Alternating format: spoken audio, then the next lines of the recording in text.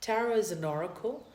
It was first discovered by a priest. It was part of the oracle to say what face was the person. That was a guidance that people had that was very powerful. It's part of our legacy from the ancients. Many youngsters are being born now with a lot of talents, intuitive talents. It's important for you to be rooted and to know that you have your power, to be really in your self-power. And that's what the ancient therapies and knowledges have.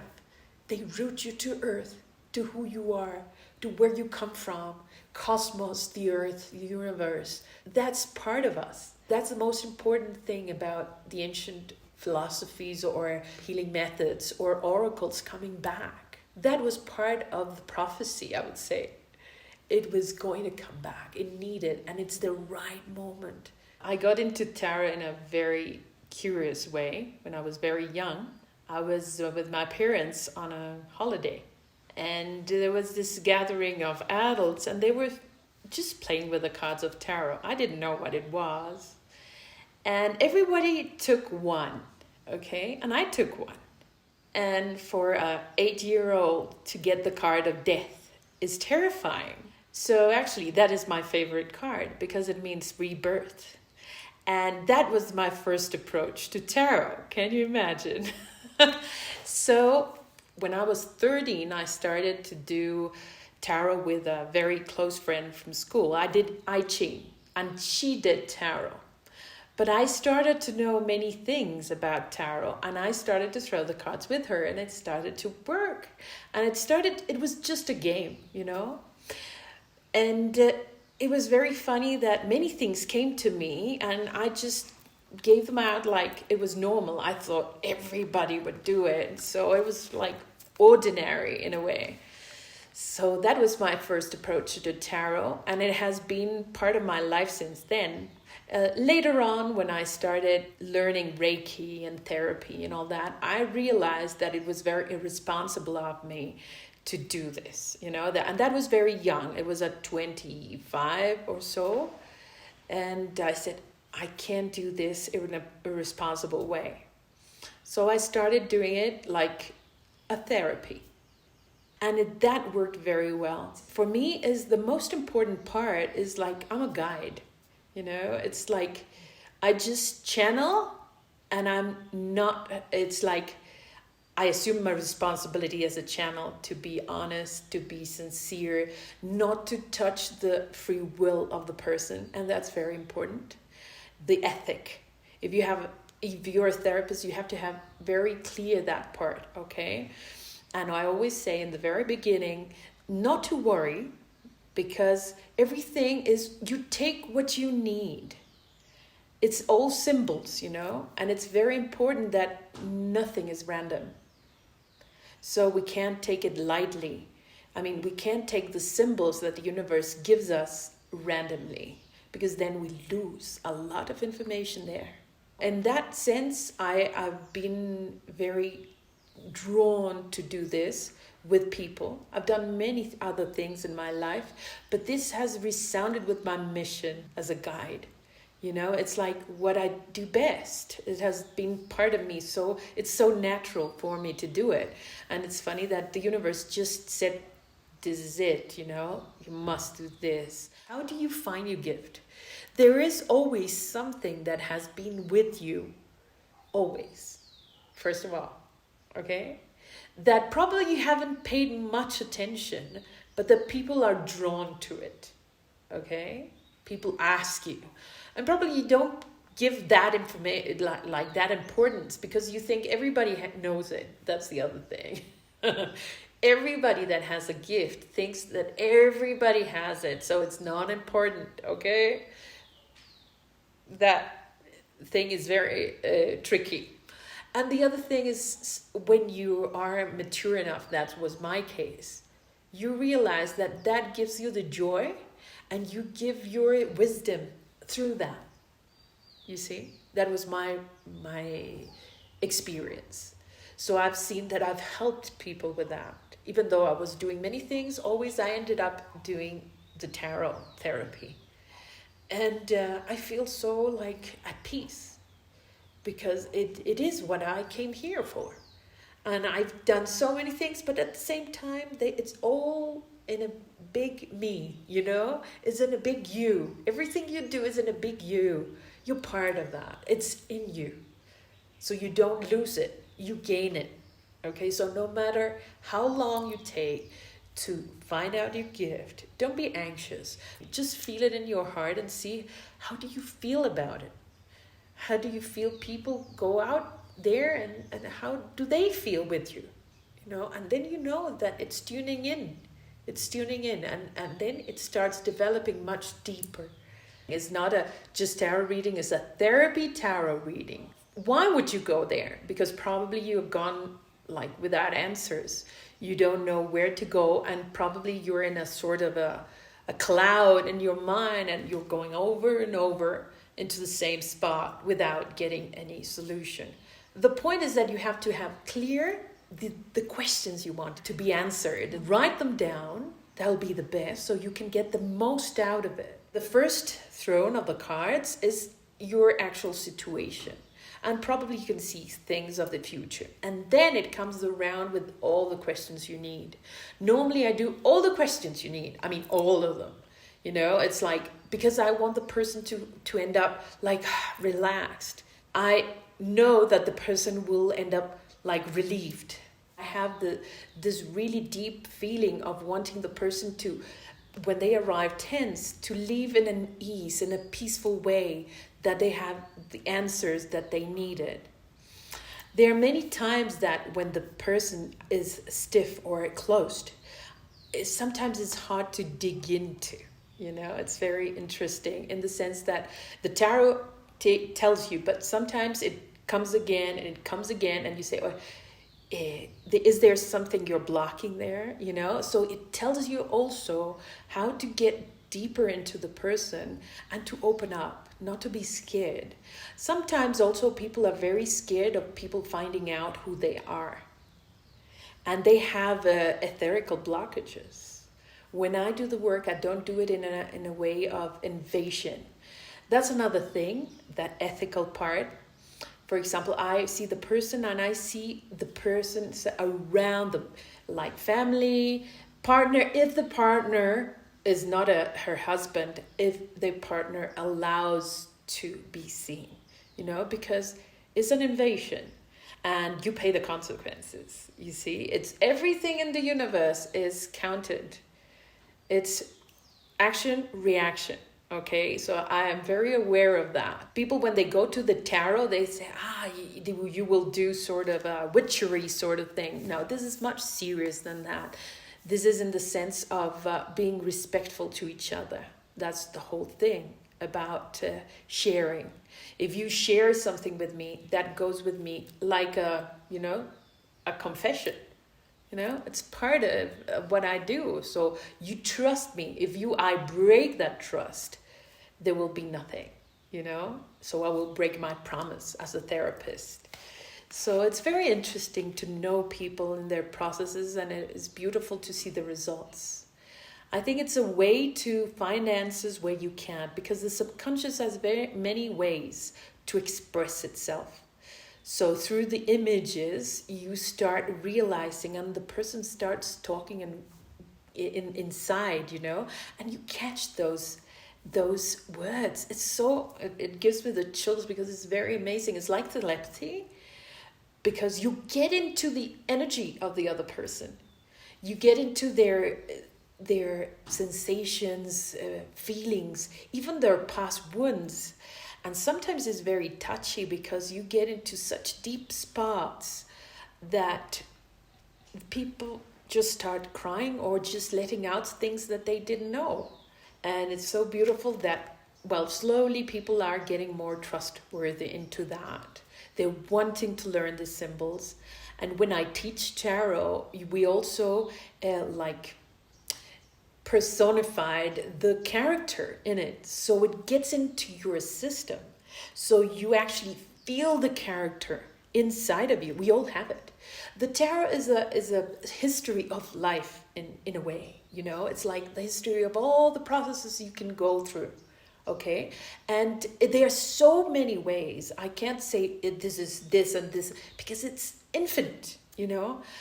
And now it's like coming to the era of discovering again the ancient wisdoms, and it has been like put it aside when it's part of the tools that we really used before to answer deep questions that we didn't know how to get those answers. Those were the oracles. They would guide you into life. Sometimes the oracles would be very ambiguous, you know, like say this, and then you would have to interpret. But your subconscious would know exactly what it meant, you know, because it's the language of the subconscious. That's what it awakens in you some responses that probably in the beginning, during the reading, won't click. But then you go to bed or you sleep or you have a dream and they would say, wow, this is it. And that would trigger a sort of a result that goes further beyond your expectations, you know. And that is the beautiful part. Is one part is I give the information, but the whole other part is your subconscious that unfolds it.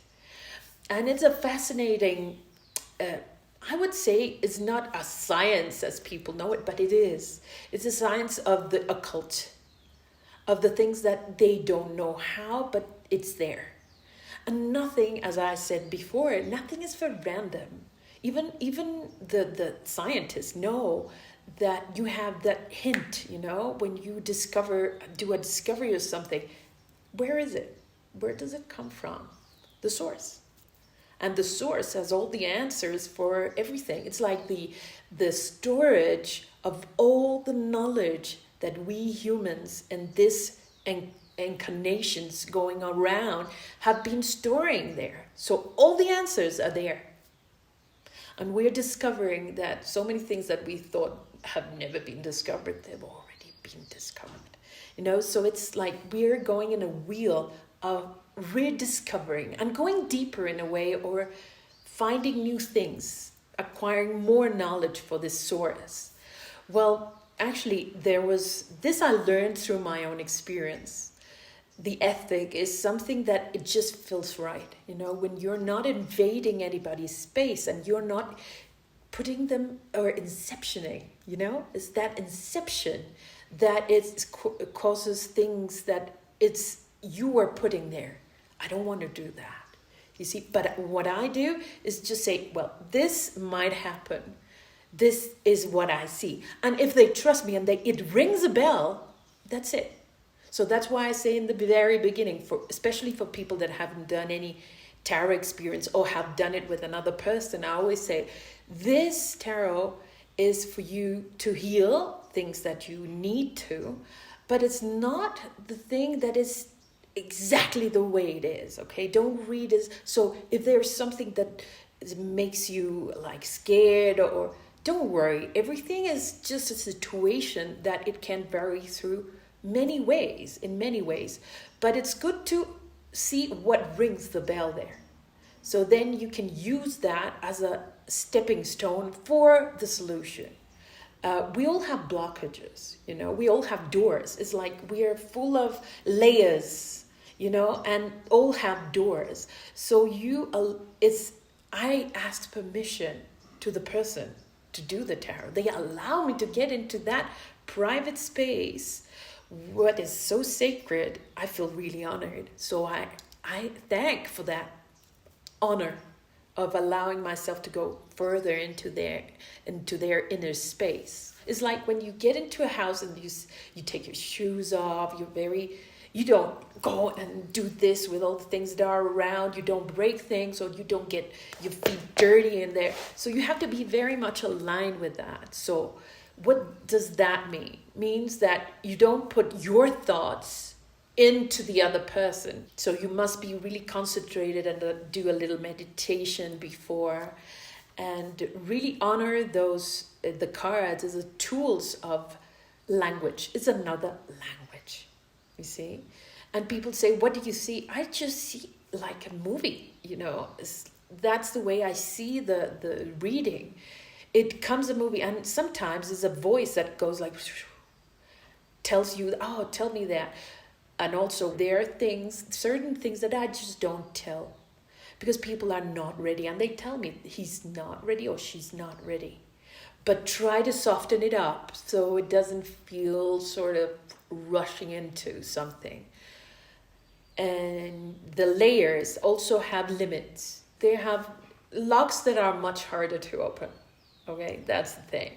So you have to go in a very nice way so they allow you to open that lock.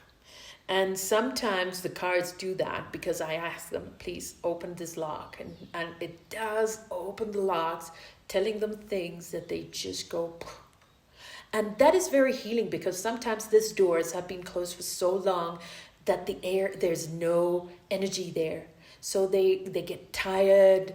There are a lot of traumas that have been locked there with this big chain, and that when it comes out, is so freeing and it's so liberating that they are not the same person again.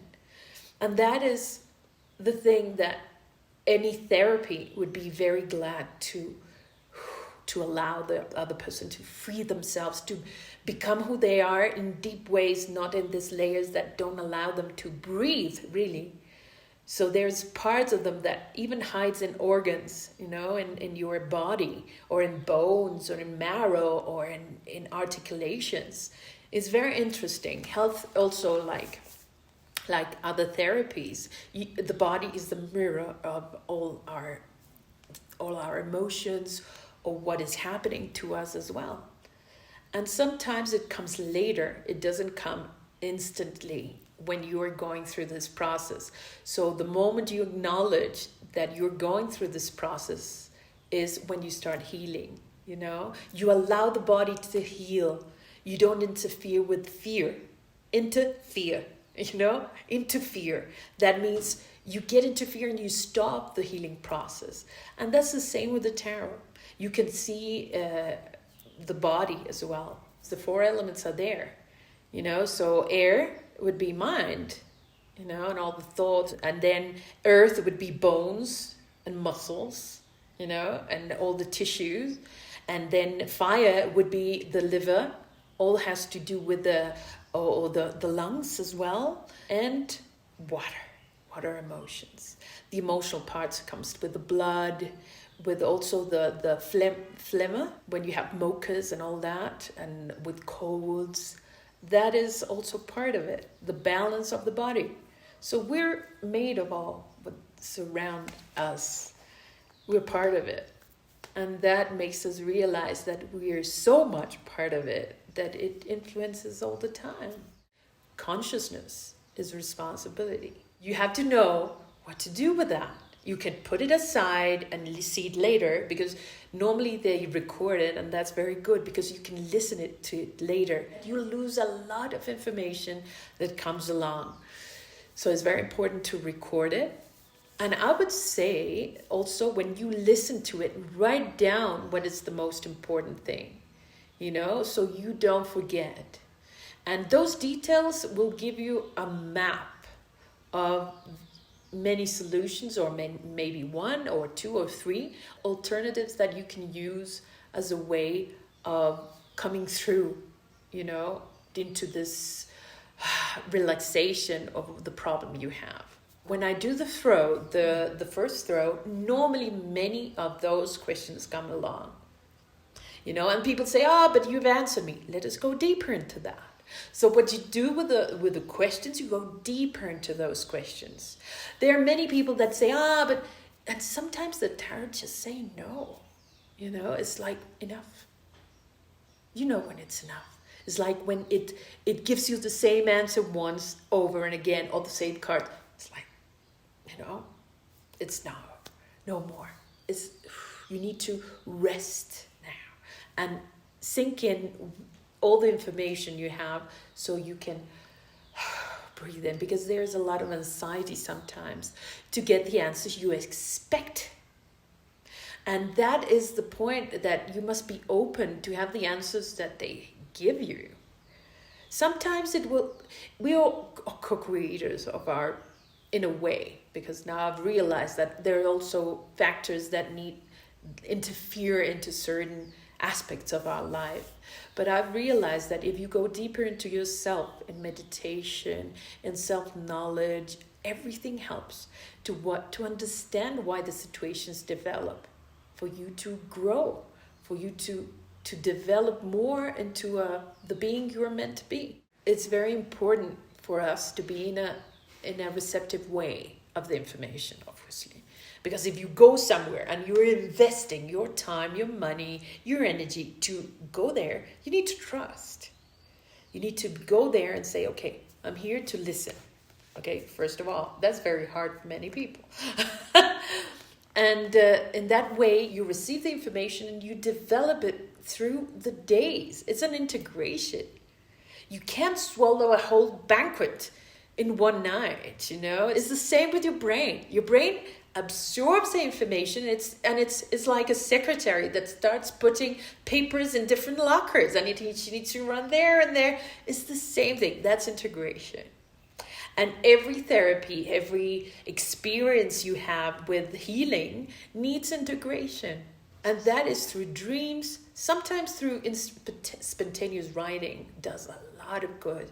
I recommend that as a therapy as well. After so what do you feel? You know, what are the emotions that like arose in you, you know, when you had the reading? What happened to you? What are the emotions that came out? So after a session of tarot, as I told you, if you record, you have all your written questions and the answers. You need to rest onto that, not to listen it instantly. Let that rest before, and then the next day you can hear it, or later in that day, if it was in the morning, at night, before you go to sleep. And start acknowledging your dreams, your thoughts. What are you telling yourself? Because this self-observing yourself is actually giving you the answers. Is giving you the answers of what is the information you have been given and how your subconscious has interpreted it. Okay? So that is the integration that needs to be done in any therapy. Even a massage, you know, you go to a massage, but they move things in your body. And you need to sort of see suddenly you might be crying for nothing, and it moved something there. So I think every healing process needs a time to sink in, you know, to just to breathe in and out. I have had experiences of people coming to consult me, and I tell them something and they do totally the opposite. They come back. I never tell them, oh, I told you, because that is something they know already. That's why they come back. And it has happened to me that they come 3 times and 3 times they haven't listened. But it's their timing to get to the answer, you know, and I can't interfere with that. And that is the humbleness of a therapist. It's like the timing you have to solve something is not the timing you are putting onto the other person. It's the timing they set on themselves. Probably all that experience made them realize something much deeper. You see, it's not that it's difficult or it's terrible, things are going to happen. No, nothing like it. It's just another way. And that is very important to acknowledge, not to be afraid of the answers you're going to receive, but to just relax and see what they really mean to you and what bell does it ring. That's the most important, because sometimes it's just very strong and you say yes and it's instantly, and you switch from one thought that was self-destructive probably to some like we call it eureka, when wow, it's like this is it, and then you stop doing things that you were actually being depleted by, a relationship, a work, or a situation with your family. And sometimes it's very important also to realize the point of view of the other. That's another thing that I do a lot, because it's like this facing the other and saying, well, but you know what they feel, they're doing this because of this, and they say, oh wow, I've never thought about it. So you start seeing the other in another way instead of seeing it as the conflict. You start empathizing with the emotions of the other as well. So that's a complete solution of a problem. It's when you see all the faces of the others that involve the problem.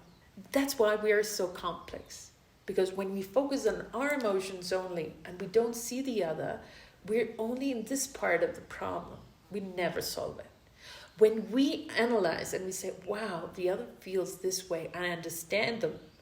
You don't need to go into sort of, oh, I understand you, and that's it, into sort of an empathic way, but forget about yourself. No, but just internally having the consciousness of the other, the person that you have the conflict with, or being a boss, being your son or your daughter or whoever, you start sending love. It's compassion. Compassion is the key of love. And this is not for the other person, this is for you. You see, you get into that peaceful state of understanding. And obviously consciousness doesn't have a way back. Consciousness is a responsibility. Once you've seen the problem, you can't say, no, I don't see it, because you will always see it. It'll be there. It'll be poking on your like, I told you. And that is consciousness. You can't hide it. And that's what solving something brings you up to, a growth in consciousness. You see, you can't say, no, I don't see it. People sometimes are very comfortable not going into that point of uncomfort, you know? And it feels like, oh no, I'm the victim. I'm the one who's having so much problems and life is so bad to me. My parents are so bad to me. Well, that's one thing that you probably won't like, but you have to be self-responsible. It's like once I assume the responsibility of my life, whatever that be, probably you had a bad time, or your enterprise broke, or your marriage broke up, but there's always a possibility of getting something there. And there's always, we always see it as bad, but then when it passes on, it's not that bad. It gives us so much insight, so much richness, and we take that. That is the real richness in life. It's not the pennies you have in the bank. That helps. We can't say that. But it's that what helps you go through the problems and the situations in life. And it's like, people like now the video games. I don't play that. But I think life is much more fun. Because it is passing through tests and growing and acquiring knowledge. So that is life in a way. Well, this is not an advice. This is mainly my experience. For you people that are learning tarot, keep it as a tool. All symbols are words from the universe, okay? So you must treat it with respect. If you're learning and you are going to read to people, you must know that is sacred for you. That's your tool. And you must treat it beautifully. So I always say, this is not because there are many ways they say, oh, clean it with the moon, clean it with the, there are many, many ways of doing it. See what is your best way, okay? Don't be fixed on what they tell you around. See it inside. How does it feel? For example, if they gave you a crystal and it resounds with you, put it in your beautiful pouch. Hopefully, I always say this, of natural materials, wool, silk, okay, cotton. Try it like if it was you. This is an extension of yourself, because this is a language of your subconscious to the other. So I would say respect it. And you don't go to a friend or to a person you respect asking questions like blah, blah, blah, blah, blah, and taking cards and doing this and, throwing it out. You treat it with respect. And I always say to the people that shuffle my tarot, I give them to them. It's not like this, okay? It's not a game of cards. It's an oracle. And you must treat it with respect and with honoring it and giving the energy to it for it to answer your questions. So for the beginners, I would say that. And in that way, they will get into such a attuned relationship with the tarot that they will feel the respect back. Okay? It always comes back. Because if you respect it, if you honor it, and you give thank you, after you read it, they vibrate with that energy. And we all know now. We all know the energy of love, of gratitude, of I love you, thank you, all that. So we're all vibrating. So that card, that is the language of your subconscious to interpret to others. So thank you. And you put it in a pouch, in a very nice, try to make beauty with that space. I always put a candle every time I read for somebody because I want light to shine on them. The other thing, it's important when you learn tarot, when you go to a course, or when you are acquiring knowledge, or you are self-reading the tarot, it's most important. The most important thing is what you feel with the card. Okay? What information does it give you? Because sometimes it does block you a little bit, this intellectual part. I always say to the people that come to learn with me, we do a very sort of nice way. We all share because we are all one. And the emotions and the feelings and the perceptions that we all have enrich us, each one of us. So we all share what we feel and what it means to us. Or if I know a person that characterized that card, So it's very interesting how you absorb that card. It's not through the intellect, it's through all the senses. That's the first thing, relating to something that's similar in your life. Let us say, the emperor to my father, for example, or to my partner. He's very like that, very organized and all that. So you start sort of discovering this subtleties of the card through your own experience. So they start talking to you. That's the beautiful part of the cards. It's not the intellect, this means this and this and this and this. Nope. Because sometimes, as it's so vast, the amount of information they carry, because as I told you, it's all the life, and imagine all the information they have, it's really feeling them and hearing them. What are they telling you? For me, it's really a mystery. I still feel amazed every time I read it. I know it's not me, Karolina, it's something that comes through me, but at the same time I have to be responsible enough to admit it. So I honor also my gift, and I thank for that gift. But it's the way you start sort of reading. It never ends. The learning is infinite, as in every subject in this life. Is like, what I know is that I know nothing. You're always in the beginning, so in that innocence, the honesty comes through you. And that's very important because they put aside the instinct and the intuition. It's not only knowing something technically, it's feeling it, having it inside. I've seen so many healers that don't know how to read or write, and they're amazing. And trust yourself. I love tarot because it's a language that my soul feels comfortable with. And I don't say some other language will welcome. And probably it will sum up into this. But it has been a language that for some reason came into my life so early. And imagine with what card? Death. And I love that card.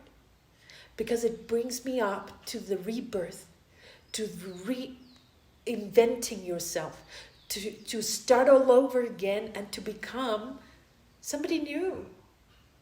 With the background you have. So death is a cycle. We have to be friendly with death. It's a beautiful being. It's a beautiful energy.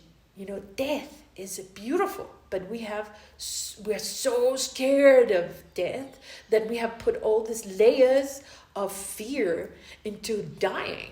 But it's very interesting how many cultures they honor death. It's a saint, actually. In Mexico, in India, they honor death. Death is a process in life that's unavoidable, and it's a place where we will go with joy, with gratitude, with, that's the moksha state in India. The moksha is like plenitude, when you're at the end of your life and you just say thank you. Thank you for everything I've learned, I've enjoyed, I've loved, for all the people that have given me so much. In that state, there's no pain. There's just peacefulness. And that is my ultimate goal, to end up there, in that state of gratitude, of this trip was beautiful. Thank you. With all the luggage it brought, with all the experiences, as we said before, not putting good and bad in extremes, but in the same package of knowledge. And knowledge never comes only with joy. The deepest part comes with pain and sorrow. Because we go into the deep part of ourselves. It's like when you go into a deep ocean and you find the most beautiful pearl that was thousands of meters at the bottom, but it's hidden there. Those are the little gifts that our self has to give. We receive that as a gift.